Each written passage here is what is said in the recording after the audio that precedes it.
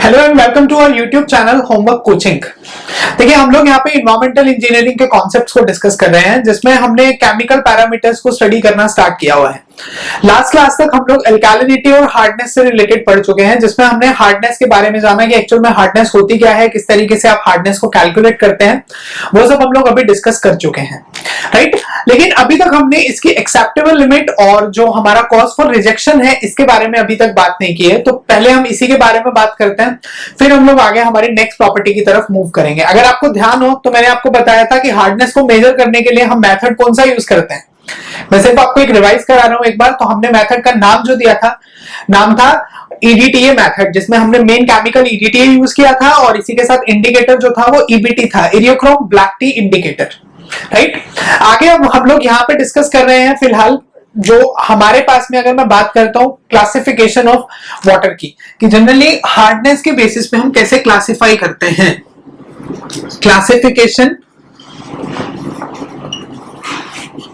Classification of hard water.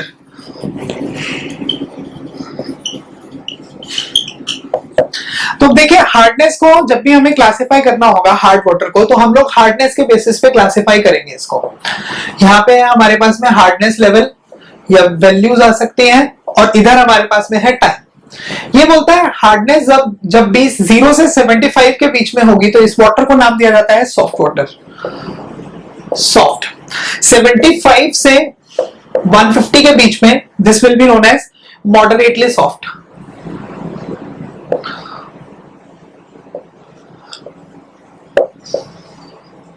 Moderately soft water 150 से 300 के बीच में।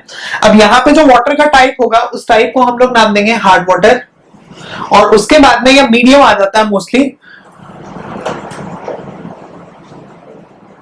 ठीक। कुछ लोग इसको हार्ड वाटर भी लिख देते हैं। और उसके बाद अबव 300 जो आता है दिस इज वेरी हार्ड। ये टोटल हमारे पास में 4 क्लासिफिकेशन रहती हैं जो भी हम लोग ड्रिंकिंग वाटर कंसीडर करते हैं इससे रिलेटेड। आगे अगर मैं एक और पॉइंट यहीं पे आपको बताऊं तो जो हम लोग एक्सेप्टेबल लिमिट और कॉज फॉर रिजेक्शन की बात करते हैं, acceptable limit and cause for rejection. देखो इससे पहले वाली जो प्रॉपर्टी हमने डिस्कस की थी वो प्रॉपर्टी हमने डिस्कस की थी एल्कालिनिटी, और मैंने उसका भी एक्चुअल में एक्सेप्टेबल लिमिट और कॉज फॉर रिजेक्शन बताया नहीं था। और मुझसे किसी ने भी नहीं पूछा, एक स्टूडेंट ने भी कमेंट करके ये नहीं पूछा कि इसकी एक्सेप्टेबल लिमिट और कॉज फॉर रिजेक्शन क्या होगा, राइट।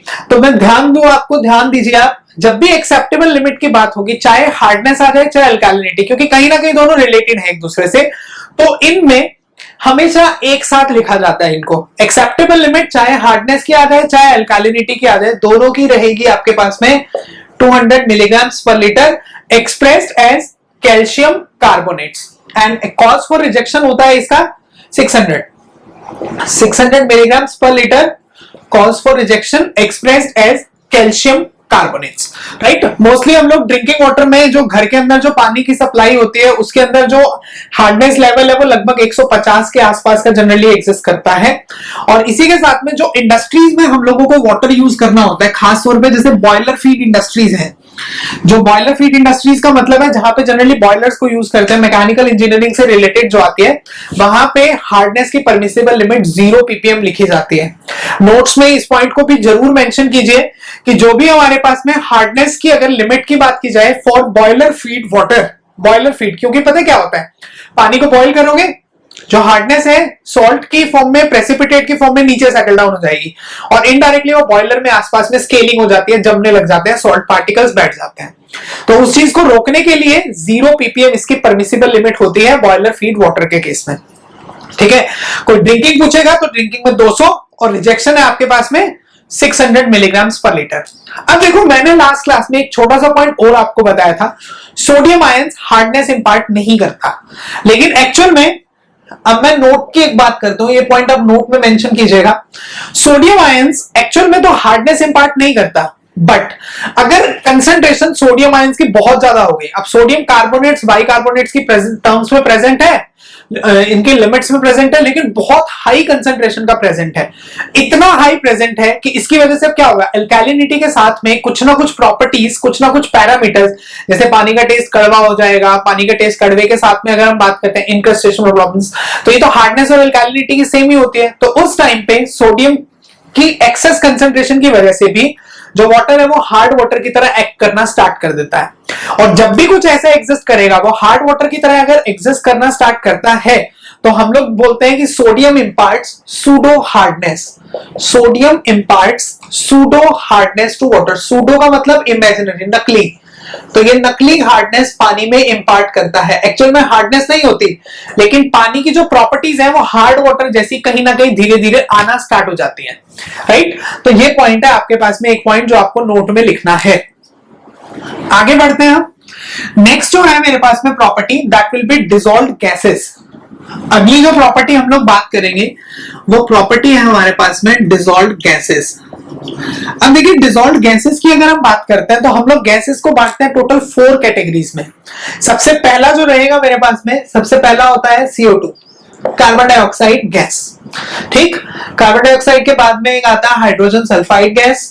हाइड्रोजन सल्फाइड के अलावा अमोनिया, NH3, और इसके साथ में एक और आता है मीथेन, CH4। पहले शुरुआत करते हैं कार्बन डाइऑक्साइड गैस से। कार्बन डाइऑक्साइड गैस क्या करती है, 2 इफेक्ट है इसके। इट एड्स ब्रैकिश या फिर बिटर टेस्ट टू वाटर। ये एक तो पानी के टेस्ट को कड़वा करती है, टेस्ट टू वाटर, पहला point.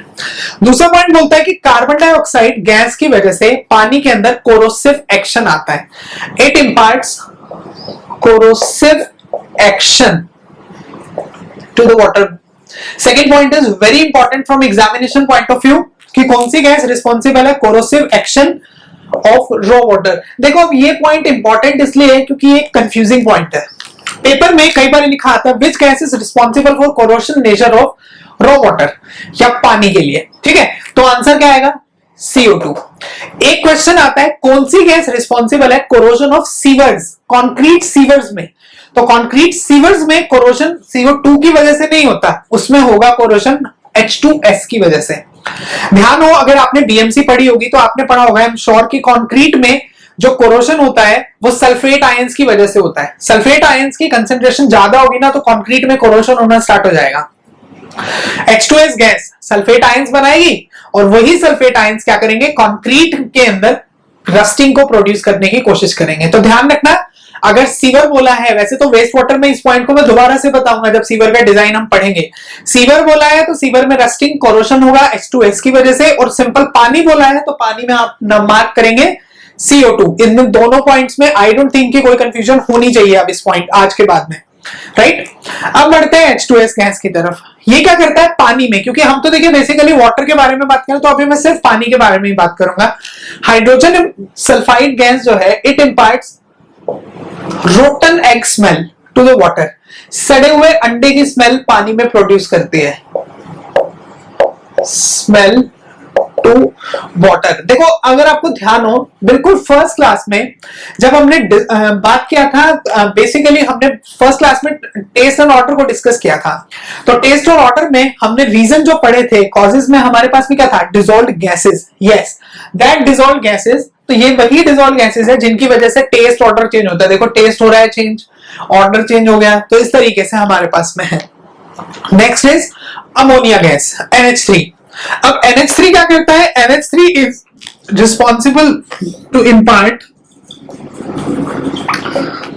Pungent smell to water. बहुत तीखी स्मेल प्रोड्यूस करता है वाटर में। ठीक, बहुत तीखी। जनरली जहां पे वेस्ट होता है, ह्यूमन वेस्ट काफी टाइम से पड़ा हुआ है, जैसे पब्लिक टॉयलेट्स वगैरह होते हैं, यहाँ पे जो एक बहुत तीखी सी स्मेल आती है वो होती है पंजेंट स्मेल, अमोनिया से related. Next is CH4। CH4 stand for methane. It imparts the, basically देखिए, अगर हम बात करते हैं मीथेन गैस की, पहले समझ लेते हैं फिर मैं बता दूंगा ये पॉइंट को। ये गैस बहुत हल्की होती है, और हल्की होने के साथ साथ ये बहुत ज्यादा इन्फ्लेमेबल है, मतलब बहुत जल्दी ये आग पकड़ लेती है। तो इसी कारण से हम लोग बेसिकली इसको नाम क्या देते हैं, it imparts inflammable properties to water.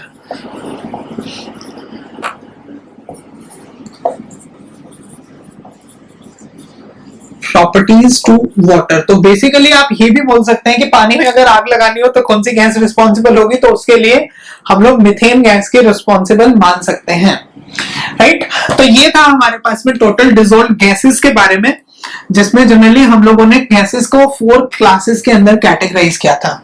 इसके बाद में एक प्रॉपर्टी हमारे पास रह गई है। वैसे तो फ्लोराइड कंटेंट मोस्टली इसके बाद पढ़ते हैं, बट हम लोग पहले उसको कवर कर चुके हैं। यहां पे हम लोग फिलहाल बात कर रहे हैं डिसॉल्व मिनरल्स के बारे में या फिर metals.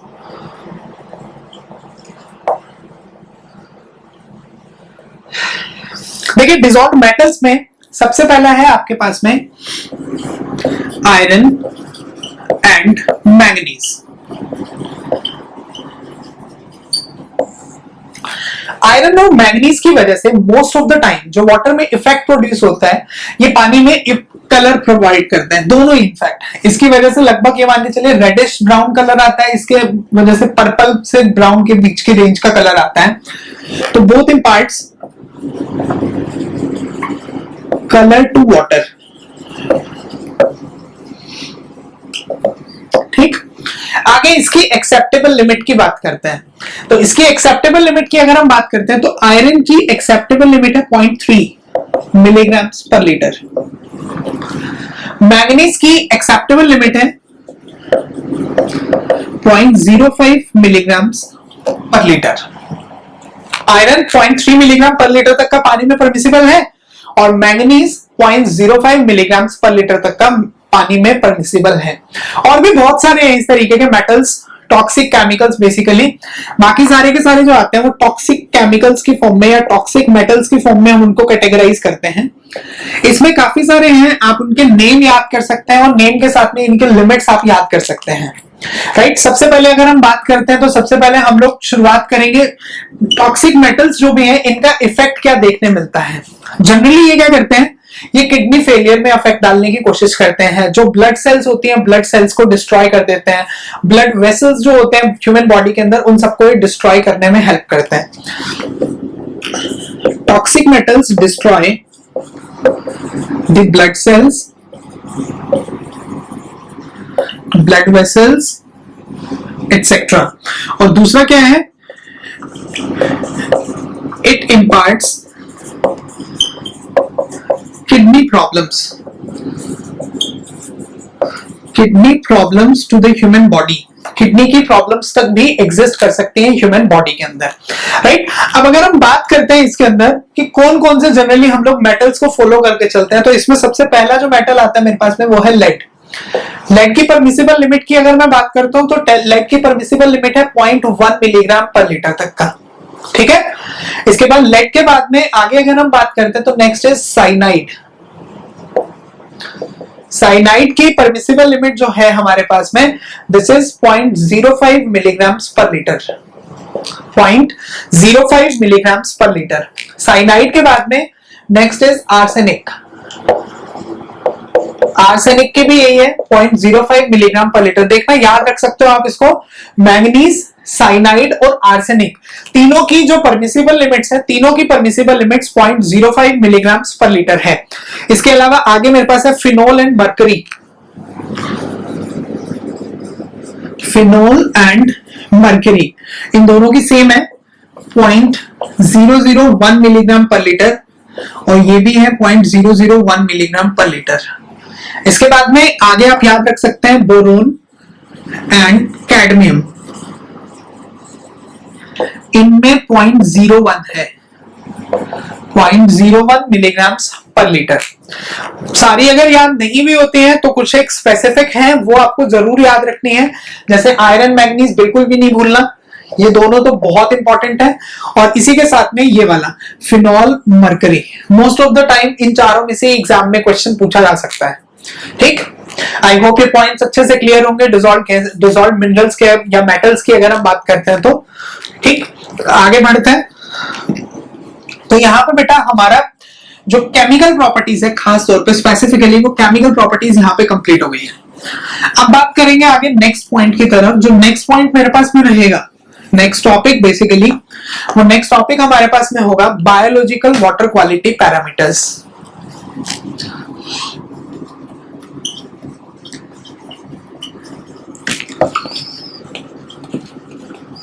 Biological water quality parameters. देखिए बायोलॉजिकली किस तरीके से अफेक्ट पहुंचता है बेसिकली, इसके बारे में बात करेंगे। देखिए हम लोगों ने बिल्कुल फर्स्ट क्लास में ही मैंने आपको एक थोड़ा सा आइडिया भी दिया था कि कुछ माइक्रो ऑर्गेनिजम्स हो सकते हैं, माइक्रो ऑर्गेनिजम्स के अलावा कुछ बैक्टीरिया ऐसे होते हैं जो जनरली क्या करते हैं, पानी के अफेक्ट को बायोलॉजिकली भी चेंज करने की कोशिश करते हैं। हम लोग क्या करते हैं, जितने भी हमारे माइक्रो ऑर्गेनिजम्स हैं, माइक्रो ऑर्गेनिजम्स, अब ऐसा नहीं है कि जितने भी माइक्रो ऑर्गेनिजम्स हैं ये सारे के सारे नुकसान पहुंचाते हैं। इनमें से कुछ ह्यूमन बॉडी के लिए बेनिफिशियल भी होते हैं। हम लोग बचपन से ये बायो के अंदर पढ़ते आए हैं कि कुछ ऐसे होंगे micro organisms which are beneficial for the human body, और कुछ ऐसे होते हैं जो नुकसान पहुंचाते हैं। तो ऐसे माइक्रो ऑर्गेनिज्म जो बीमारियां फैलाते हैं, डिजीज प्रोड्यूस करते हैं, इनको नाम दिया जाता है पैथोजेंस। पैथोजेंस। तो फर्स्ट जो डेफिनेशन है मेरे पास में वो पैथोजेंस की ही है। पैथोजेंस क्या है? Pathogens are, these are the disease producing micro organisms, disease causing या फिर डिजीज प्रोड्यूसिंग माइक्रो ऑर्गेनिजम्स। तो ऐसे माइक्रो ऑर्गेनिज्म जो बीमारियां फैलाएंगे उनको नाम दिया जाता है पैथोजेंस। अब ये जो पैथोजेंस होते हैं, these are highly unstable in nature, highly unstable. ये इतने ज्यादा अनस्टेबल है कि हम इनकी एक पर्टिकुलर स्पेसिफिक शेप को कभी भी प्रिडिक्ट नहीं कर सकते। मतलब मैं ये देख के नहीं बता सकता कि यहाँ पे पैथोजेंस प्रेजेंट है या नहीं है। इनका डिटेक्शन एक्चुअल में पॉसिबल ही नहीं है। इनका डिटेक्शन जब भी करते हैं हम लोग, इनके डिटेक्शन के लिए एक दूसरी टर्म यूज करते हैं, that term is known as coliforms. Coliforms एक पॉइंट है, बहुत इंपॉर्टेंट पॉइंट है, ठीक, जो भी हमारे बेसिक एग्जाम्स के अंदर बहुत फ्रीक्वेंटली आता है जेईई लेवल तक में, कि पैथोजेंस को किसके टर्म्स में मेजर करते हैं। Pathogens are always measured in terms of coliforms, कभी भी नहीं भूलना इस पॉइंट को। अब कॉलीफॉर्म्स क्या है? देखिए कॉलीफॉर्म्स क्या है? कॉलीफॉर्म्स एक स्पेसिफिक टाइप के माइक्रो ऑर्गेनिजम्स हैं जो जनरली एग्जिस्ट कैसे करते हैं, ये एक प्लेटफॉर्म, एक एनवायरनमेंट क्रिएट करते हैं एक पर्टिकुलर बॉडी के ऊपर, और उस एनवायरनमेंट में पैथोजेंस की ग्रोथ होती है। समझ में आया कि कोई भी एक पर्टिकुलर बॉडी है जिसमें पैथोजेंस की फॉर्मेशन होगी, तो पैथोजेंस की फॉर्मेशन से पहले कॉलीफॉर्म्स क्रिएट होंगे। कॉलीफॉर्म्स आके देखेंगे पहले कि क्या पैथोजेंस यहाँ पे ग्रो कर सकते हैं या नहीं कर सकते हैं। अगर पैथोजेंस के लिए स्पेसिफिक एनवायरनमेंट होगा तो धीरे धीरे पैथोजेंस की जो है वो ग्रोथ होनी स्टार्ट हो जाएगी, और इनडायरेक्टली उस ग्रोथ के बेसिस पे हम लोग बेसिकली अगर हम लोग कॉलीफॉर्म्स को पता कर ले तो उसके बेसिस पे हम लोग पैथोजेंस की डिटेक्शन तो बहुत आसानी से कर ही सकते हैं, राइट। तो कॉलीफॉर्म्स क्या है? सबसे पहला तो पॉइंट यही है मेरे पास में, pathogens are detected. Pathogens are detected in terms of coliforms. This is the first point. In terms of coliforms. ठीक, आई होप ये पॉइंट क्लियर हुआ होगा अच्छे से। दूसरे पॉइंट की अगर मैं बात करता हूं तो दूसरा पॉइंट ये बोलता है कि पैथोजेंस को हमने डिटेक्ट तो कर लिया कॉलीफॉर्म्स के फॉर्म में, लेकिन किस तरीके से? अब कॉलीफॉर्म्स एक्चुअली है क्या? तो coliforms are spore forming microorganisms, spore forming microorganisms that grows with the help of lactose broth solution. Lactose broth solution ये बोलता है जो कॉलीफॉर्म्स होते हैं ये स्पोर फॉर्मिंग होते हैं। स्पोर फॉर्मिंग का मतलब जो स्पंजेस, जैसे स्पंज होती है ना, तो ये स्पंजेस टाइप के एग्जिस्ट करते हैं, बहुत छोटे छोटे होते हैं ये, ठीक। स्पोर फॉर्मिंग माइक्रो ऑर्गेनिज्म है जो कॉन्टिन्यूसली ग्रो करेंगे with the help of lactose broth. जैसे ग्लूकोज फ्रक्टोज नाम सुनते हैं, वैसे ही जो लैक्टोज होता है ग्लूकोज की ही एक फैमिली का पार्ट होता है, ग्लूकोज फैमिली का, उस लैक्टोज को as a food unit gain करके ये खुद को ग्रो कराने की कोशिश करता है, और in fact most of the time negative charge भी होता है, ठीक है। तो coliforms are basically gram negative spore forming microorganism that grows with the help of the lactose broth solution, ठीक। अब कॉलीफॉर्म्स के डिटेक्शन कैसे होगी? खैर डिटेक्शन से पहले अगर मैं बात करता हूं तो हमारे जो कॉलीफॉर्म्स हैं ये कॉलीफॉर्म्स होते हैं दो टाइप के। आप ये बोल सकते हो कि कॉलीफॉर्म्स को हम दो ग्रुप्स में बांट सकते हैं, टू ग्रुप्स। जो पहला ग्रुप होता है कॉलीफॉर्म का, फर्स्ट ग्रुप इस फर्स्ट ग्रुप को नाम दिया जाता है बी कोलाई। सेकेंड जो ग्रुप है इसको नाम देते हैं हम लोग E coli. Now what is B coli? B coli की फुल फॉर्म जो है, फुल फॉर्म्स याद रखने की जरूरत नहीं है एग्जामिनेशन पॉइंट ऑफ व्यू से, बट स्टिल अगर याद करना चाहो आप तो इट इज बैलेंटीडियम कॉलिफॉर्म्स। बैलेंटीडियम कॉलिफॉर्म्स पहला। ई कोलाई जो है, ई कोलाई बनता है एस्चेरिचिया कॉलिफॉर्म्स।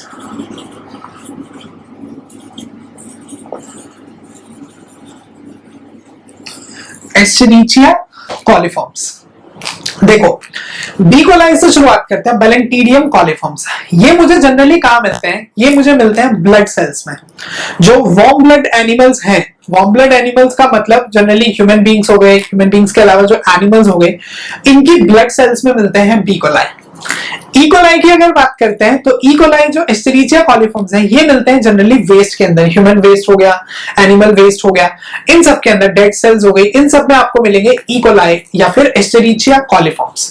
ठीक, अब इनके बारे में अगर बात करते हैं तो देखो जनरली हम तो यहाँ पे किसके बारे में बात करने लगे? कहीं ना कहीं ब्लड सेल्स के बारे में बात करने लगे, वेस्ट के बारे में बात करने लगे। इसमें पानी में कहां से आएंगे? जनरली देखिए हम लोग बोलते हैं कि जैसे रिवर है, अब रिवर में पानी फ्लो कर रहा है तो किसी कारण से अगर ब्लड उसके अंदर मिक्स हो जाए रिवर वाटर के साथ में, किसी भी कारण से एनी रीजन, अगर कोई ब्लड के कुछ ड्रॉप्स भी चलेगी या कैसे भी करके ब्लड अगर चला जाता है तो इनडायरेक्टली, और अगर उसमें बी कोलाई की प्रेजेंस होगी तो वाटर में भी तो कंट्रीब्यूट करेगा फिर B coli.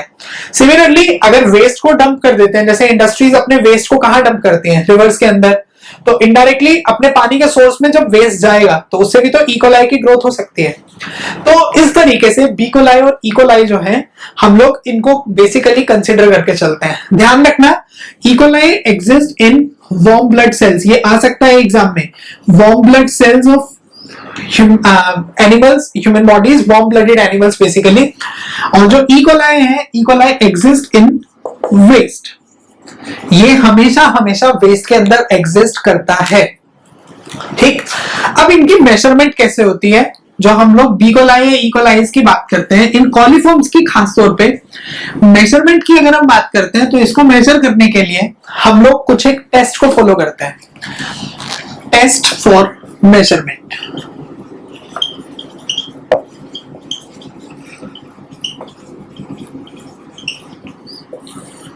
Test for measurement.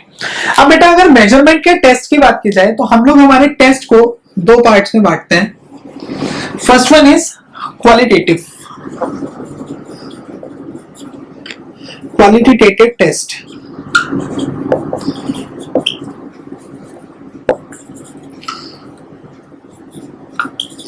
जो सेकंड है मेरे पास में, सेकंड है quantitative test.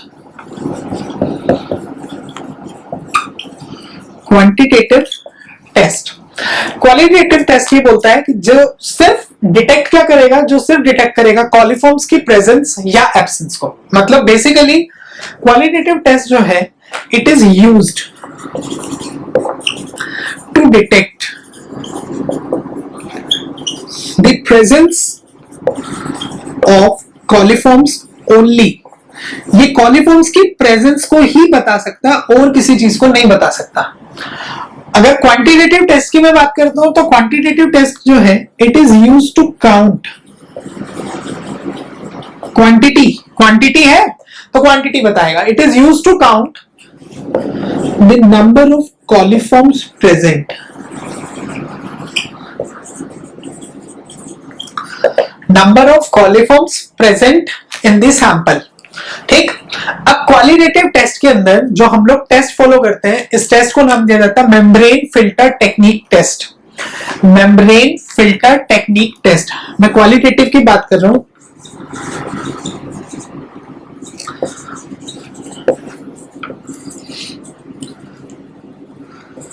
Filter technique test. देखिए इसमें हम लोग एक फिल्टर पेपर लेते हैं, सिर्फ इसको समझ लीजिए। हम लोग इसके अंदर एक फिल्टर पेपर लेते हैं, जिस फिल्टर पेपर के अंदर हम लोग कोई भी इन द सेंस कि किसी भी केमिकल को यूज कर सकते हैं जो इसकी ग्रोथ में हेल्प करे। और मैंने बताया कॉलिफॉर्म्स की ग्रोथ में हेल्प कौन करता है? लैक्टोज। तो हम लोग क्या करेंगे, जो फिल्टर पेपर होगा इस फिल्टर पेपर को लैक्टोज सॉल्यूशन में एक बार डिप करेंगे और डिप करने के बाद में इसको फनल पे लगाया और फनल में से इसमें से सैंपल को पास कर दिया। तो जब इसमें से सैंपल पास करेंगे तो कुछ कॉलीफॉर्म्स ऐसे भी होंगे जो कॉलीफॉर्म्स क्या करेंगे, इस पे रह जाएंगे।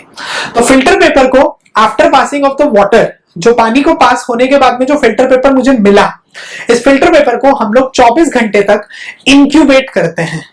इंक्यूबेट का मतलब होता है ऐसी जगह पे हम जाके इसे स्टोर करेंगे जहां पे ना तो इसे लाइट मिले, ना तो सनलाइट मिले या लाइट मिले, ना ही ऑक्सीजन मिले। Absence of sunlight and oxygen both.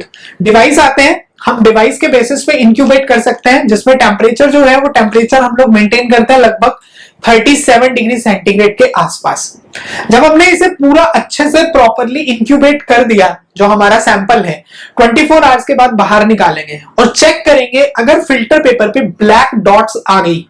अगर फिल्टर पेपर पे ब्लैक डॉट्स आ गई तो इसका मतलब पानी में जो भी था वो कॉलीफॉर्म्स प्रेजेंट थे, जो अब फिल्टर पेपर पे भी आ चुके हैं।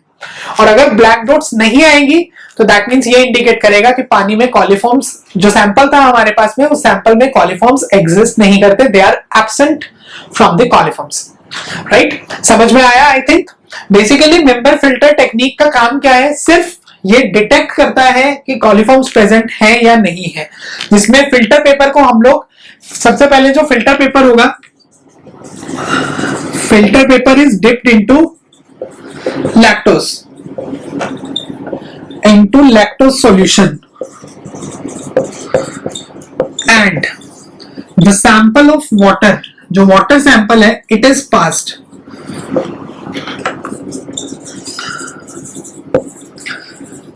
sample of water sample is passed from it। अब इसके बाद में जो फिल्टर पेपर है, उस फिल्टर पेपर को मैंने आपको बताया कि आपको क्या करना है, इस फिल्टर पेपर को इंक्यूबेट करना है। The filter paper is incubated for 24 hours at 37 degree centigrade temperature. इसको हम इंक्यूबेट करेंगे लगभग 24 घंटे के लिए 37 डिग्री सेंटीग्रेड टेम्परेचर के आसपास में। जब ये हो जाएगा पूरा का पूरा प्रॉपर इंक्यूबेट, ठीक, तो उसके बाद में हमें देखना है presence of black dots. Presence of black dots indicates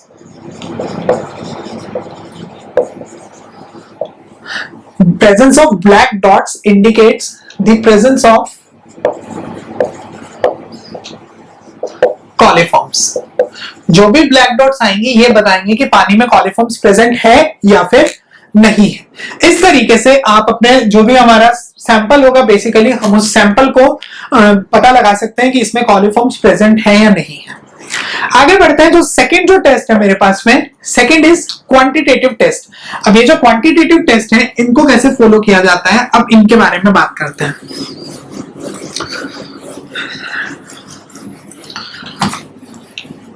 हाँ, तो सेकंड मैंने आपको बताया, हम लोग बात करेंगे क्वांटिटेटिव टेस्ट के बारे में।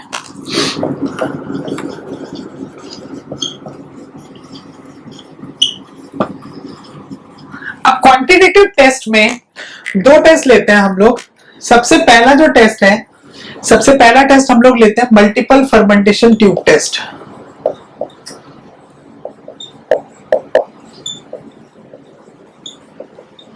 Multiple fermentation tube test in fact एक ही टेस्ट है, इसको आगे फिर दो तरीके से बेसिकली परफॉर्म किया जा सकता है। आप ये बोल सकते हो या अलग अलग कैटेगरीज में भी रख सकते हो। हम लोग क्या करते हैं इसमें, मल्टीपल फर्मेंटेशन ट्यूब टेस्ट की अगर मैं बात करता हूं, देखो कॉलीफॉर्म इंडेक्स टेस्ट भी बोलते हैं इसी को, कॉलीफॉर्म इंडेक्स टेस्ट ये बोलता है मल्टीपल फर्मेंटेशन ट्यूब टेस्ट के बेसिस पे आपको क्या करना है, आपको जो अपना सैंपल था, एक टेस्ट ट्यूब ली, उस टेस्ट ट्यूब के अंदर थोड़ा सा वाटर सैंपल लिया और लैक्टोज सॉल्यूशन डाल दिया और उसको वापस से इंक्यूबेट कर देंगे लगभग 25 डिग्री से 37 डिग्री सेंटीग्रेड टेम्परेचर पे 24 घंटे के लिए। अब 24 घंटे तक जब आपने इंक्यूबेट किया है तो यहां से मुझे ऑब्जर्वेशंस मिलेंगे दो। ठीक, ऑब्जर्वेशंस क्या मिलेंगी, सबसे पहले हम लोग क्या करेंगे, जो टेस्ट ट्यूब हमने बाहर निकाली इसके आसपास देखेंगे कार्बन डाइऑक्साइड गैस प्रेजेंट है या नहीं है। तो देखिए पहली जो ऑब्जर्वेशन मिलेगी, जैसा मैंने अभी आपको बताया कि कार्बन डाइऑक्साइड की डिटेक्शन के बेसिस पे, तो हम लोग यहां पे लेंगे CO2 इज प्रेजेंट या फिर CO2 इज एब्सेंट। अगर कार्बन डाइऑक्साइड एब्सेंट हुई, टेस्ट कंप्लीट हो गया। ये इंडिकेट करेगा नो कॉलीफॉर्म्स, नो कॉलीफॉर्म्स, टेस्ट कंप्लीटेड। ठीक, अगर कार्बन डाइऑक्साइड प्रेजेंट है तो इसने क्या इंडिकेट किया, इसने इंडिकेट किया प्रिजम्पटिव टेस्ट को, कि मतलब पहला लेवल ऑफ टेस्ट जो है वो पास हो गया, प्रिजम्पटिव टेस्ट। फिर उसके बाद में फिर अब हम लोग क्या मेजर करेंगे, अब हम लोग डिटेक्ट करेंगे डिटेक्शन ऑफ कॉलीफॉर्म्स। माइक्रोस्कोप की हेल्प से हम लोग कॉलीफॉर्म्स को डिटेक्ट करेंगे। देखो अभी तो सिर्फ हमें पता चला कार्बन डाइऑक्साइड की वजह से कि हाँ शायद कॉलीफॉर्म हो सकते हैं, हो सकता है नॉर्मल केमिकल रिएक्शन से भी गैस हो। अब इस चीज को पता करने के लिए क्या सच में कॉलीफॉर्म्स है, कंफर्म करेंगे हम इसको, तो हम लोग कॉलीफॉर्म्स की डिटेक्शन करेंगे यूजिंग माइक्रोऑर्गेनिजम्स, माइक्रोस्कोप बेसिकली। तो जब मैंने इसको डिटेक्ट किया तो कहीं ना कहीं कंफर्म हो गया मेरे पास, तो हम लोग इस टेस्ट को नाम क्या देंगे, कंफर्म टेस्ट। जो सेकेंड स्टेज है, this will be confirmed test. ठीक, अब टेस्ट कंफर्म हो गया, कॉलीफॉर्म्स का पता लग गया कि कॉलीफॉर्म्स प्रेजेंट हैं।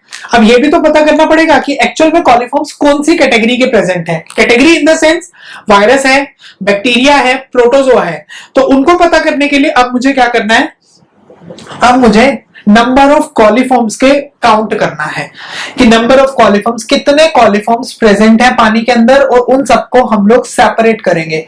तो हम लोग लिखते हैं कि number of coliform colonies are detected, number of coliform colonies are detected.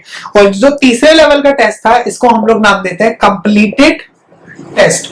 तो बेसिकली मेरे पास जो मल्टीपल फर्मेंटेशन ट्यूब टेस्ट या कॉलीफॉर्म इंडेक्स टेस्ट है, ये जनरली हम लोग 3 स्टेजेस में परफॉर्म करते हैं। पहली स्टेज है presumptive test, second stage is confirm test and third stage is completed test.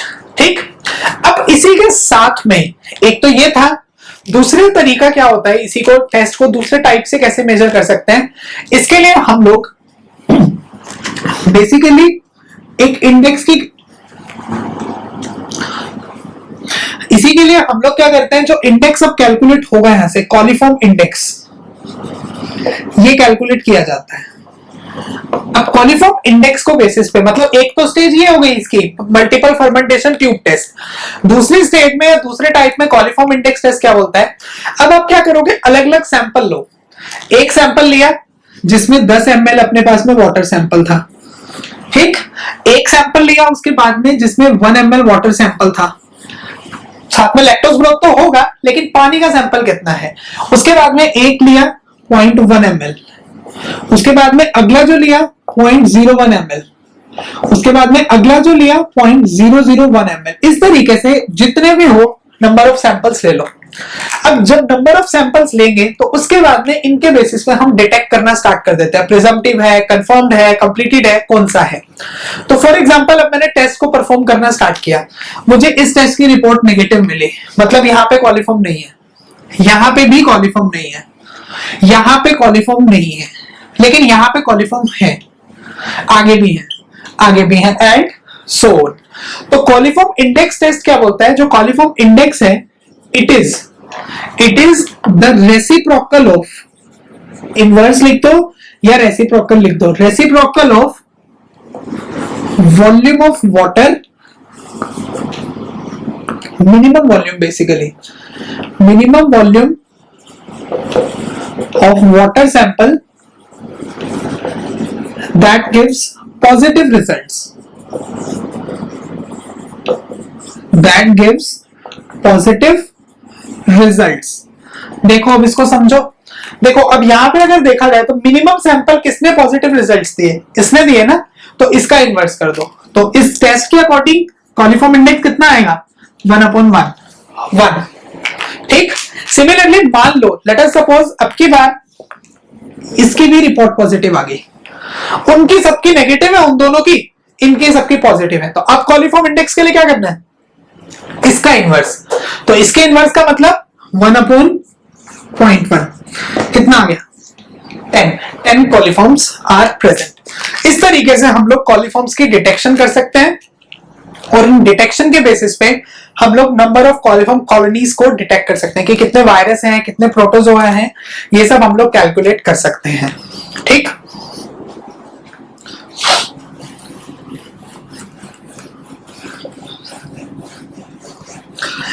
अब जो हमारे पास में यहाँ पे हमने डिटेक्शन लिया कॉलीफॉर्म्स का या जो भी हमने देखा, इसके बेसिस पे आगे कौन कौन सी वाटरबोर्न डिजीजेस जनरली होते हैं। Next is waterborne diseases. देखिए वाटरबोर्न डिजीजेस के लिए हम लोग बेसिकली इसको बांटते हैं 3 कैटेगरीज के अंदर। सबसे पहली जो डिजीज है वो हो सकती है बैक्टीरिया की वजह से, बैक्टीरिया है, बैक्टीरिया के बाद में वायरस, ठीक, और वायरस के बाद में नेक्स्ट जो है वो है प्रोटोजोआ। प्रोटोजोआ अब कौन कौन सी जनरली एग्जिस्ट करती है तो इसके बारे में हम बात करते हैं। जनरली बैक्टीरिया से, ये आपको बस नेम्स इनके याद रखना है। बैक्टीरिया से जो मोस्टली होती है ये होगी या तो टाइफाइड, ठीक, और टाइफाइड के अलावा अगर हम लोग दूसरा बात करते हैं तो नेक्स्ट इज डिसेंट्री। वायरस की अगर बात करते हैं तो वायरस के अंदर एक बहुत कॉमन है पोलियो। पोलियो के अलावा जॉन्डिस, जॉन्डिस लिख दो आप चाहे, या फिर हेपेटाइटिस लिखा जा सकता है। ठीक, प्रोटोजोआ की वजह से आती है अमोइबिक डिसेंट्री। एग्जाम में कई बार पेपर के अंदर आ जाता है, 4 बीमारियां दी जाती हैं, उनमें से पूछा जाता है identify which of the following represents waterborne disease, या फिर वो पहचानो जो वाटरबोर्न डिजीज को इंडिकेट नहीं करता है। तो उसके लिए उस इंडिकेशन के बेसिस पे आपको इनमें से सेलेक्ट करना होगा। May be bacteria, virus, protozoa, इनके बारे में भी आपसे पूछा जा सकता है जनरली, राइट।